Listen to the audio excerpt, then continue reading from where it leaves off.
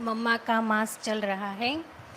मम्मा की याद आती है तो अम्बाला सिटी की जो सरोज बहन है वो अपना मम्मा के साथ के अनुभव में सुनाती हैं कि जब मम्मा बटाला में आई थी तो जब मम्मा कार से नीचे उतर रही थी तो इसको लगा कि ये वैष्णव माता शहर से नीचे उतर रही है, ऐसा अनुभव उसको हुआ। फिर सुनाते हैं कि बटाला के अंदर एक बहुत बड़ी हवेली थी और हवेली के ऊपर ऊपरी मंजिल पर आश्रम था और नीचे जो हवेली थी उसका मालिक वो नीचे रहता था। तो उसके साथ दूसरे किराएदार भी रहते थे और सरोज बहन के परिवार वाले भी रहते थे। तो बहन जी बहुत बार सरोज बहन को कहती थी कि जो हवेली का मालिक है उसको आप एक बार यहाँ आश्रम पर लेके आओ, क्योंकि वो किसी का भी सुनता नहीं था।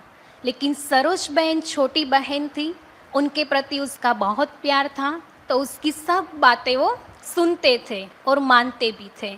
और इस समय मम्मा बटाला में ही थी। तो सुबह सुबह वो सरोज बहन उसके घर गई और ज़ोर ज़ोर से उसका दरवाज़ा खटखटाया। तो उसने आकर दरवाज़ा खोला तो सरोज बहन ने कहा, आज किसी से भी आपको मेरे साथ चलना ही होगा, आज आपको आश्रम पर जाना ही पड़ेगा। तो अंकल ने बोला कि मैं शराब बगैर एक सेकंड भी नहीं रह सकता हूँ और आप मुझे उन देवियों के पास ले जाना चाहते हो, यह तो हो नहीं सकता, मैं नहीं जा सकता। तो बोला, नहीं, कैसे भी करके आज तो आपको चलना ही पड़ेगा, आप स्नान कर लो, मैं यहाँ पर ही बैठी हूँ। हट करके वो बैठ गई और बोला कि आप जल्दी स्नान करके तैयार होकर आ जाओ, आज मेरे साथ चलना ही होगा। तो जैसे वो तैयार होकर के बाहर आए तो उसने दोनों हाथ पकड़ लिया, शराब की जो बोतल थी उसको छूने तक नहीं दिया और सीधा ही हाथ पकड़कर लेके चल पड़ी। तो जहाँ पर मम्मा क्लास करा रही थी तो वहाँ दरवाजे पर दोनों खड़े थे। तो जैसे ही वहाँ से वहाँ खड़े तो उनको अनुभव हुआ कि यह तो वैष्णव माता का दरबार लगा हुआ है। उनके मुंह से ऐसे शब्द निकल पड़े।